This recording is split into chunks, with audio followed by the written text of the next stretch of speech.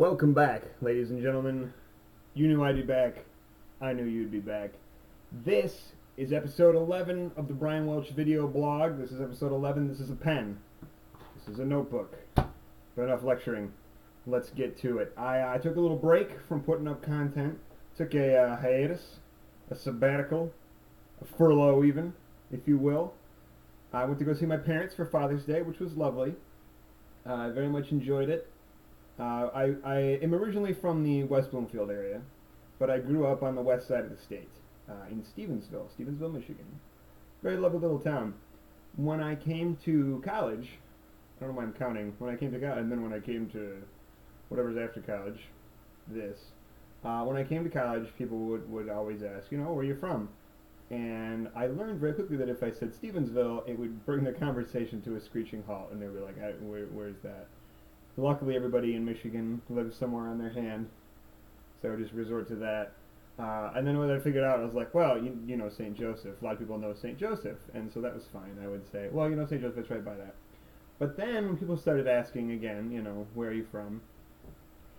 For fear of halting the flow of the conversation, I would just say, oh, St. Joseph, Benton Harbor. And invariably, this person would always know at least one, usually two or three people from St. Joseph. Are you kidding me? And they would, oh, do you know so-and-so? And I would say, oh, no, I don't. Well, how about this person? Well, no. And then it was really awkward because it was like, you remember when earlier I said I'm from St. Joseph? I lied to you because I wanted you to like me. It was very hard for me freshman year. People just thought I was a compulsive liar. And I became one and satisfied their expectations. Hey, but listen, our last night there, we went to this restaurant that my parents really like. It's pretty new there. It's called Silver Beach Pizza. Great place. Love it. They are famous for their beer mugs, and they're actually goblets, are a good way to describe them. Glass goblets, like the thick stem, big bowl, 18-ounce goblet. I think that's an ideal term to describe it. I think it's very descriptive. It brings a very solid image to mind if you said goblet. Although, I think goblet should be the word for the thing that hangs on a turkey's neck. I know that already has a word. It's like waddle or something with two D's. But, think about it. Goblet, perfect name for that. Get on it, OED.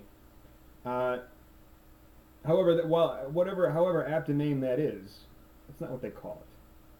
They call it a schooner. Sounds cool. However, schooner is already a real thing. It's a boat.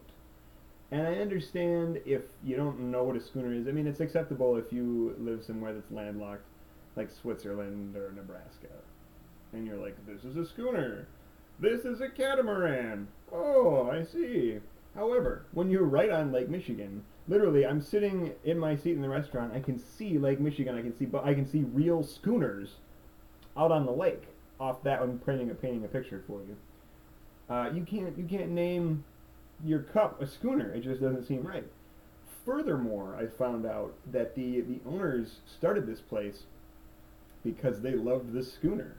They had beers somewhere, and it was served in this schooner. And they're just like, this is so great. We want to start a restaurant where we serve schooners. And they're just like, that's the wrong. I mean, when you say that, you expect to get like DiGiorno pizzas. They're just looking for a reason to put beer in something.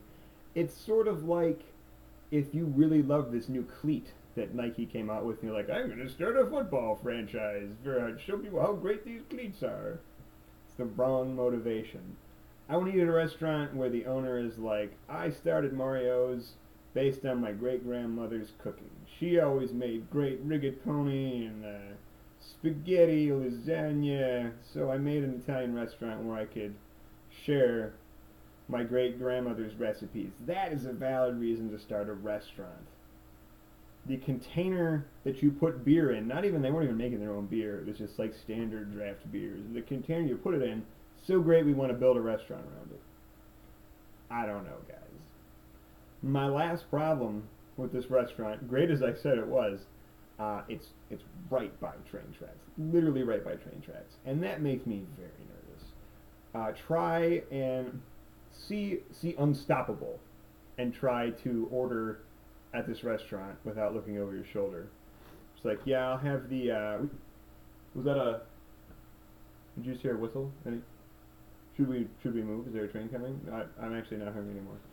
See Super 8 and try to eat at that restaurant. See NBC's made-for-TV event Atomic Train and try to enjoy your meal there.